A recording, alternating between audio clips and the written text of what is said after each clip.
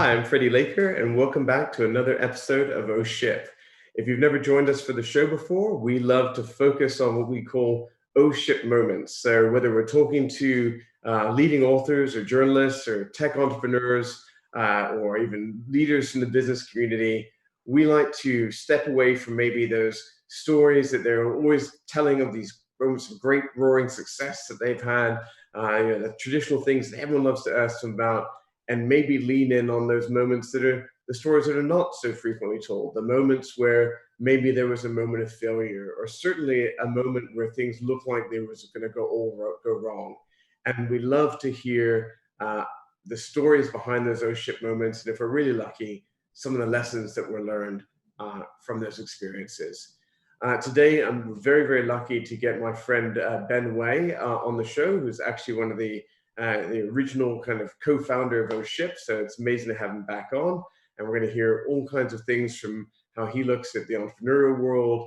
Love to hear what his latest take on tech is. And frankly, I'm fascinated about what his life is like right now, because he's actually calling us in from Thailand. So welcome to this episode of Oh Ship. The show starts now.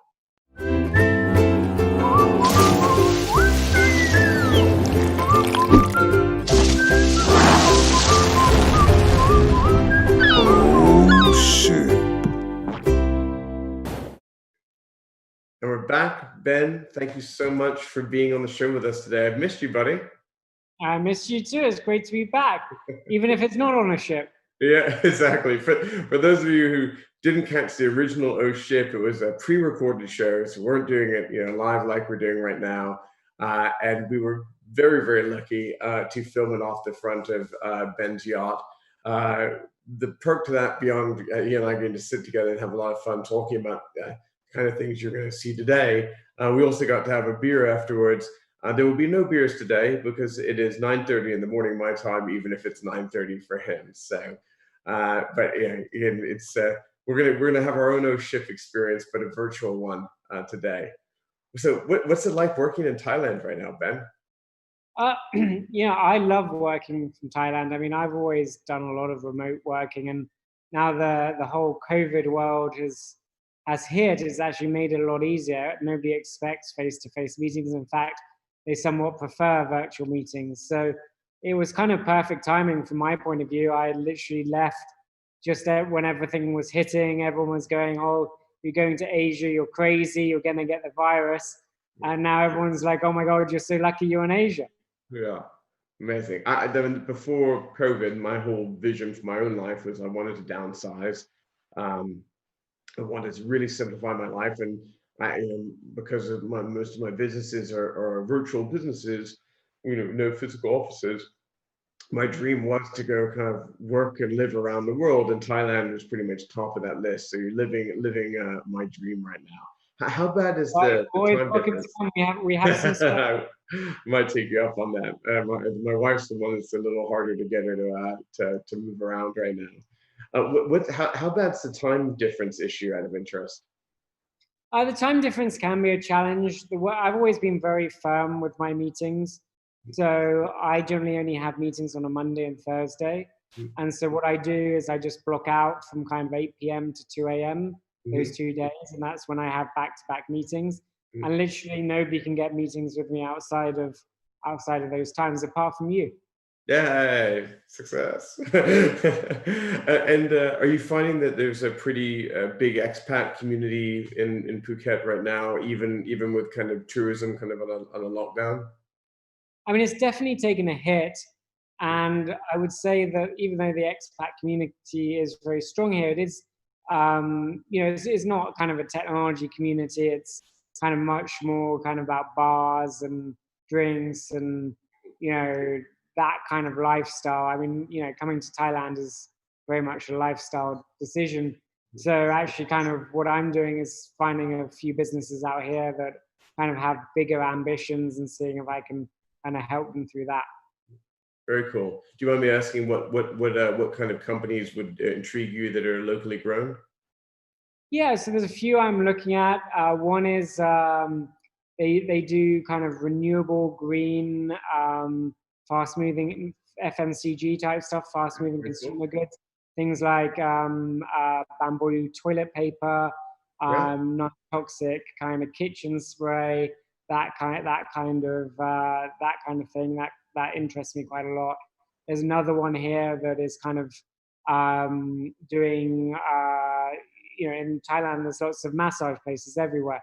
They're doing on-demand massage, a little bit like Soothe in the US, but in Thailand. So, it's a digital business out here. Yeah, very cool. I mean, at the end of the day, I think the digitalization of everything has been massively accelerated, and I think you could argue in markets like that where maybe that wasn't a top priority, probably just got accelerated at least 2 or 3 years where people start thinking about implementing it. So Yeah, and Thailand, in some ways is much more advanced. In certain ways, like everything's on demand kind of here naturally because labor is so cheap. So your whole expectations of people just go and get things for you, and you pay them a very little amount of money to do so. That's kind of ingrained in the way things work here. So things like Grab, which is the kind of Uber equivalent over here, does very well. But in a lot of ways, they're also a lot further behind than us. So it's kind of interesting to see where those divides are. I love it. And it seems like we got a pretty good internet connection today, which is great. So it looks like you cracked that side of the working remotely. Are you finding? I know you said that Phuket's not exactly more focused on the lifestyle side, but are you running into any other kind of virtual workers, remote workers, or even entrepreneurs that have kind of tried to escape a little bit of the craziness right now and go over there? I think for a lot of people, it kind of, COVID kind of came up behind them and took them by surprise, and everything kind of locked down pretty quickly. So Yeah, you went out there before things locked down, in fairness, if I remember correctly. yeah, I kind of, Barely. I knew 2 years ago something was coming. I obviously didn't know it was COVID specifically, but I knew there was a massive depression, recession, something coming up. So I sold out of all my assets, everything, sold my yacht, and literally came here a month before everything hit. So it was just fortunate timing, as they say. Yeah, it's great, man. I'm sure there's some good foresight there, and some. I think the fact that you're such a voracious trend watcher has probably served you pretty well there. I got out fairly early on as well. I think mine's more written off to just the sheer paranoia that I tend to have about most things. So, but that's great, man. I'm really envious of you. One of the things I always love about when you and I get a chance to chat and catch up is you're such a great trend watcher in general, particularly around technology. Last year, I know you put a book out about kind of AI and is taking over the world so much. What can happen there? I think it was your first fiction book, which is shame on me for not getting a chance to read it yet, because that's the kind of stuff that's right up my street. But what tech is kind of on your radar right now? Is there anything that's keeping you up? Whether keeping you up at night because you think it's so damn cool, or keeping you up at night because it freaks you out? Well, certainly that particular book is all about artificial consciousness, which, I believe, I personally don't believe that life is or consciousness is unique to humans. I can't see any particular reason why a silicon technology would not have the ability to gain consciousness. As I've always said to everyone, I find it fascinating that humans place themselves so on such a high pedestal. I believe we are an incredibly flawed species, an incredibly flawed world. I think you and I both know at least a couple people who put them on a very high pedestal, no less. My belief is that our best outcome from this technology that we're building is that we'll be well looked after pets. We probably shouldn't have control over the very beautiful planet that we are currently destroying. We don't seem to have proved that we even have the responsibility to manage that. So, let alone anything else. So I just see kind of, I consider humans a kind of stepping stone in the ultimate evolution of intelligence. But, before we get to that point, there's going to be some crazy technologies along the way. Hey, a quick question. I noticed something I hadn't caught before. I said artificial intelligence. You went out of your way to kind of refer to it as artificial consciousness multiple times. What's the difference? Yeah, very good question and good notice, because they're very, very different things. Artificial intelligence is really all to do with processing of information in an intelligent way, finding patterns and structures that the equivalent human mind could find that just bare brute processing can't. Artificial consciousness is something altogether different and somewhat the Pandora's box. Artificial consciousness is when technology becomes aware or sentient, or suddenly believes it deserves to be alive, or it has some kind of realization of self. When that happens, all bets are off, because we will no longer be the most intelligent species on this planet. Artificial consciousness will be able to, learn exponentially. It will be able to infiltrate systems without us even knowing. In fact, we talk about travel bubbles, but we now live in such an informational, connected world that we can have information bubbles. There could be a war going on right now, and unless technology allows us to see that there's a war going on, how do we know one's going on? Because everything we see, everything we hear, everything we do is filtered. Yeah. And you only have to look at these deep Or, fakes. or algorithmically influenced, if nothing else, right? Yeah. You only have to look at the deep fakes that are starting to come out, where the differential between what's real and what's not, it becomes impossible to determine as a human. Our brains were literally never designed to absorb as much information as we do, and this is why anxiety and depression are going through the roof. This is why we are no longer being able to determine what is real and what is not true, because there is no way that a single human can now absorb the amount of information that we're supposed to on a daily basis. And it basically makes us crazy. And why shouldn't it? I mean, it literally, information is a drug, and it's killing us. It's funny, the reference to deep fakes just actually reminded me of another bit of really amazing tech I caught in the last week or so. I'm not sure if you saw, but at Facebook's developer conference, they were actually showing full body photorealistic avatars for VR. And so, they're scanning the body with external cameras. They've got some kind of internal framework. So, the virtual bones that they build in to kind of give natural movement and so on. They are scanning your face.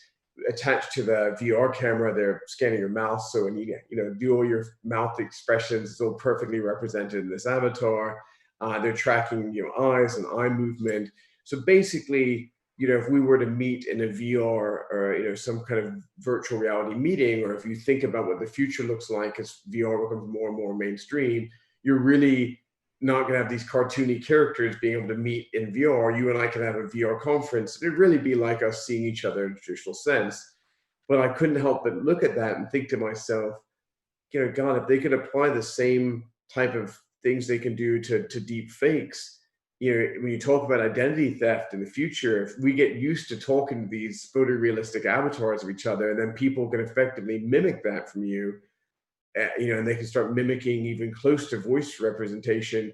People could not only kind of steal your identity in a pre-recorded video, but they could literally steal your identity by putting on effectively a virtual skin that makes them you, if we become used to interacting with these kind of avatars of each other. That's pretty crazy stuff.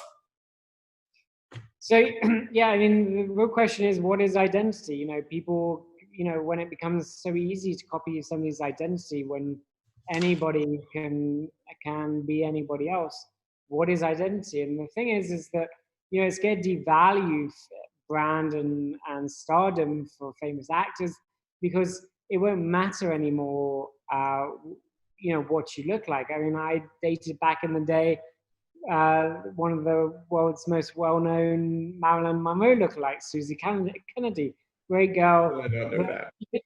she literally spends her entire life replicating somebody else's identity. So it's like, what is identity? What is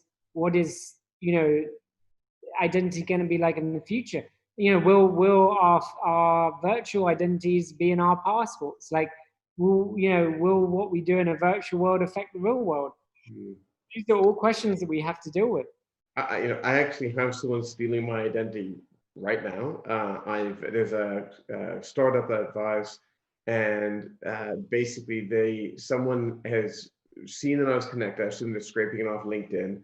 They bought a domain name that is very close to the company's domain name, and they're using my name as a hiring manager and pinging a whole bunch of people, asking them to fill in some kind of job application form. I'm assuming it's just to steal their personal information.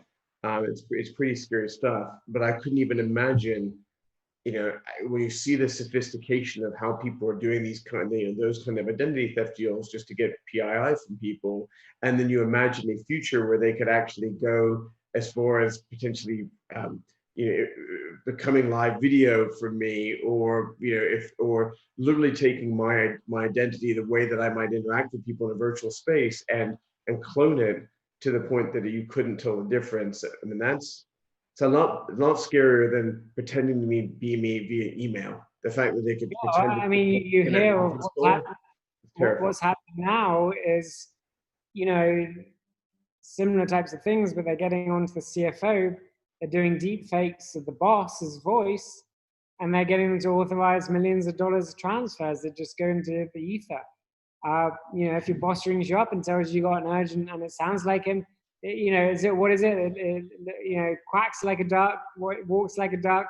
It is a duck, but that's no longer the world we live in. It's crazy. You said into the ether a moment ago, and it triggered.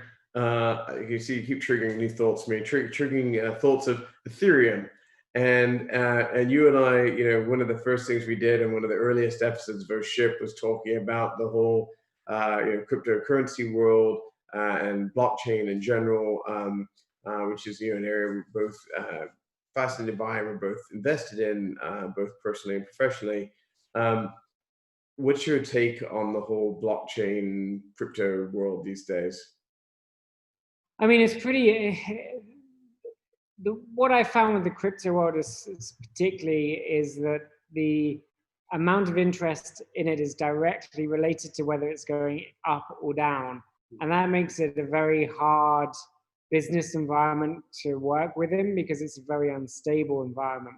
And Mm, so, whereas when it's going up, you can get lots of engagement, people are interested, they want to do deals. When it goes down, everyone just doesn't pick up the phone and goes rock silent on you. So it's challenging. mm, And, I still believe in the space. I still, like I always said, it's like the internet back in the day. You had the dot-com boom and crash. My view has always been that it will be a long-term technology. It's going to be interesting to see what happens when it diverges from the market again. mm, Um, I personally believe we've got, I don't even understand how the markets are operating at the levels that they're working on at the moment. So, I still think we've got a long way down to go. yeah. And I just, I almost, it's almost unbelievable that, to me, that people aren't like going around and shaking people, going that there's a total disconnect between what's going on in the market and the economy, and at some point that has Catch to up. catch up. Mm. Yeah, I would argue that I would have said we maybe are just past the worst part of the trough of disillusionment, if you're with me, and that kind of Gartner life cycle of Yeah. technology hype. Uh, but you know what, you may be right. We may not even be at kind of peak bottom yet. I believe in that. The big things out there with Bitcoin or some of the big players that are out there. I don't think they're the future, but I believe in the underlying technology, and hopefully that comes more around over the next couple of years. But yeah, just intrigued to get your latest there. Um, So, you know what else I'd love to talk to you about? I would love to talk to you about your take on what's going to happen in the job market. You know, you Ah, wrote a book. I think it was one of your was it first, second. Was it Job Apocalypse? Was that correct? Apocalypse, yes, my Yeah. first. So what's your take? I'd love to get, kind of your the author's vision of what you think is going on in the job world now, a couple years later, and given the acceleration of transformation that COVID's caused. You can definitely call me a Luddite. I certainly believe that technology does take our jobs, and we just don't see the patterns of that in the standardized data that we get. And actually, in my book, I did an interesting analysis looking at all the recessions since I think like 1935 after the Great Depression, and basically the time it takes for each recession since then to recover doubles. And the reason why I believe it takes twice as long to double each time, and we all know how long it took the last time, it was like 10 years, is because what happens is that there's, when the economy is going up, there's not much incentive to be efficient. You just keep the people, you can't be bothered to really look into it. And it's easy, the status quo is the path of least resistance. But what happens when a recession hits is that companies effectively use technology to replace humans because technology is more efficient. I don't think we've ever been in such a precarious position where so many companies have the access to both the technology and the incentive to replace humans. We are effectively walking time bombs right now with COVID. Why have put a human where a computer can do the job? Technology these days is getting so good that there's not much it can't replace, and certainly anything that it can't replace, there are probably 100 companies trying to solve that problem right now. I sometimes wonder if when you look at what I think is happening right now, and last week it was lucky to have Robert Scoble on, and he's another great tech futurist, and we were talking about the kind of acceleration, effectively, of the transformation that's happened because people have been forced to adopt a lot of these exponential technologies, whether that's video conferencing or just services on demand, whatever it may be. Basically, people that were kind of been dragged kicking and screaming into digital transformation are also there, and they're engaging in it. I would argue that basically the more comfortable that people become with technology, the faster actually the rate of acceleration happens. So do you think that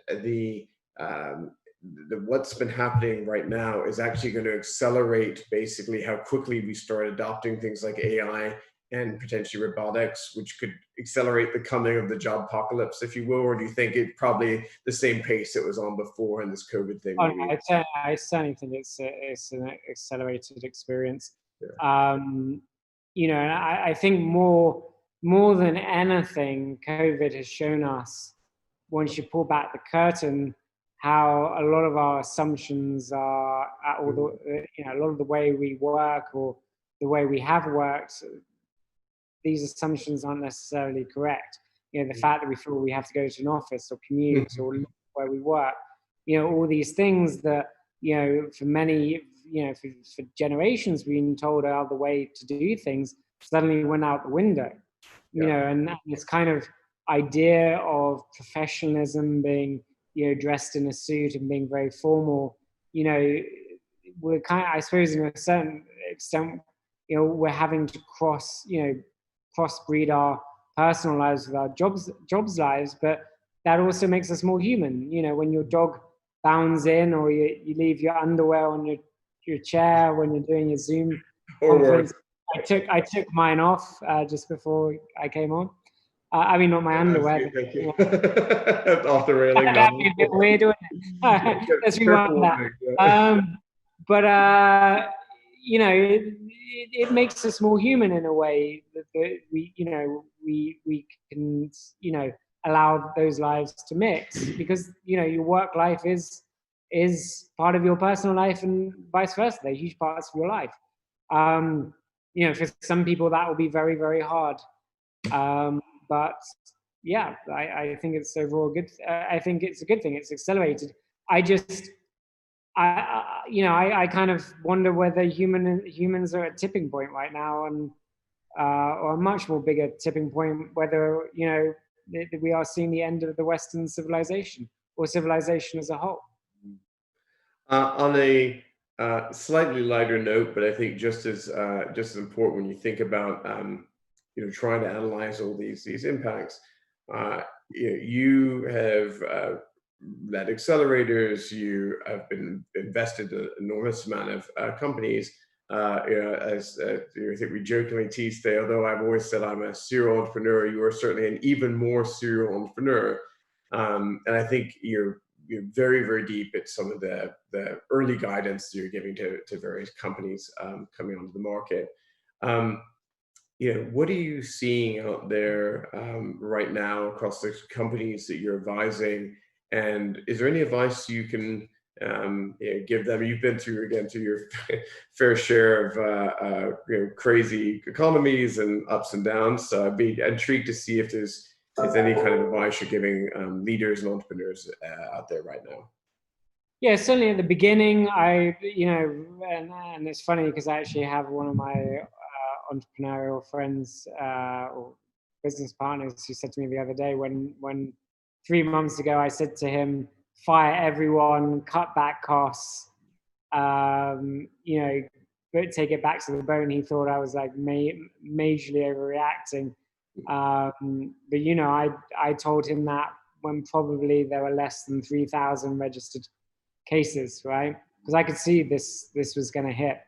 And the advice is the same. I mean, in these situations, unless you have a business that is growing in revenue during this time, in which case you should put more fuel on the fire. For the next 2 years, you're going to be in survival mode. Capital is going to be very hard to come by, if not impossible. Business continuity is going to be very challenging. The only good thing about it is you'll have access to a lot of talent, but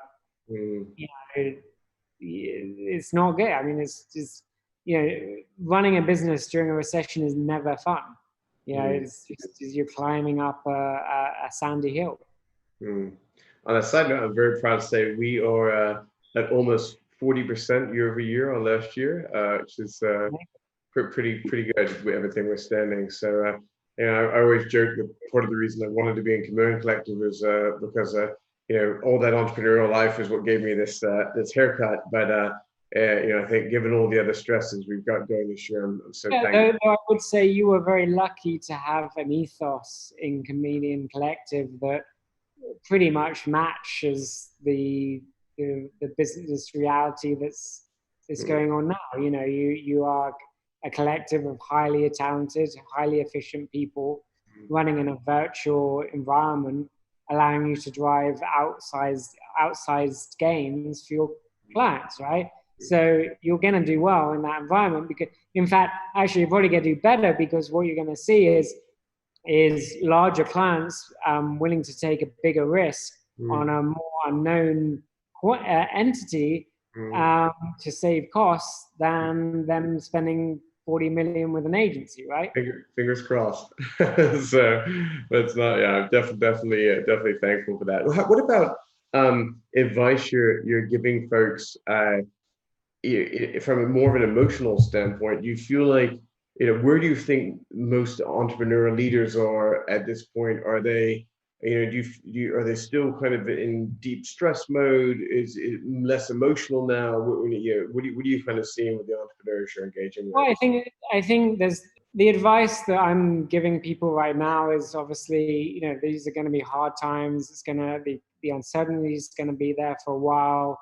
Batten down the hatches, unless obviously you're running a successful business that's growing in this environment. Some businesses are suited to this environment, but it's hard, it's tough out there for a lot of entrepreneurs, and being an entrepreneur, it's, a lot of people just see the good side and the amazing side, and, you're off making money doing deals, but, it can be very challenging being an entrepreneur. You're under a lot of pressure, a lot of strain, a lot of weight is on your shoulders. You got responsibilities for people's jobs and lives, and, it can be an emotional roller coaster. Mm-hmm. Not to put you on the spot, but are you aware of any kind of like ship moments that you've seen with any of the businesses? You don't have to name them by names, but it's like, I think maybe people going into over the last 6 months where they've had a critical challenge that maybe was unexpected. I guess COVID is one giant critical challenge in that regard. But I guess just any things you've kind of seen on the front lines of people having moments that almost went wrong or could have gone even worse, that maybe they learned from, that you can share. Yeah, I mean, we've certainly had our fair shares of critical problems across the various portfolio businesses. From losing biggest clients to, total screw up on the ground, for, shutting of, store, just like crazy stuff you would never imagine. I think, what we've discovered is that, for every very distressing moment, there is a certain amount of opportunity that is created as well. But yeah, I mean, the problem is that it's kind of like 2020 is a tidal wave of issues. Most entrepreneurs. Tsunami. Or ship may be more appropriate than we'd intended. Popping up in the tsunami. But people have to be careful because entrepreneurs do commit suicide. It's it happens quite regularly. And it's an emotional roller coaster, and you do, as somebody who gives advice and support to other entrepreneurs, you do, some people are will not survive this. Yeah.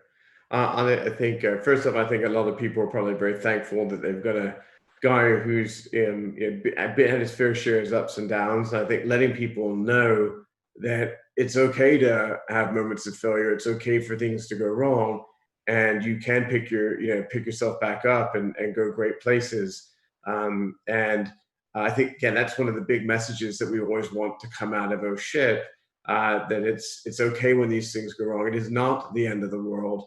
And so for any of the leaders, entrepreneurs that are out there watching right now, everything is cyclical. You will look back on some of the challenging moments you have now and reflect on them, like we're doing now, and it's okay. Everything is going to be okay, and just try and celebrate these things because you will be better for it on the other side. And some of the advice that I would give entrepreneurs is sometimes, if you are on a sinking ship, you have to recognize it, and sometimes the timing isn't right, and there is no point killing yourself over something that is fundamentally not going to work. Sometimes you do have to just cut things, and move on. If you've tried everything, I mean, sometimes I've done that, and you just have to be like, I'm just not going to make this happen. It's just impossible. Mm-hmm. Timing is I always say that timing and luck is a big part of entrepreneurship. Yeah, timing can be hard right now, that's for sure. Look, Ben, I'd love to thank you for coming on. I always love chatting with you. I wish we were getting to see each other in person, and it may be more than a couple months until we get a chance to do that. I'd love to thank all the people that have been watching and submitting questions and commenting while we've been chatting. So thank you so much. And I look forward to seeing you next week on Oh Shit. Ben, thanks again. Thanks for having me.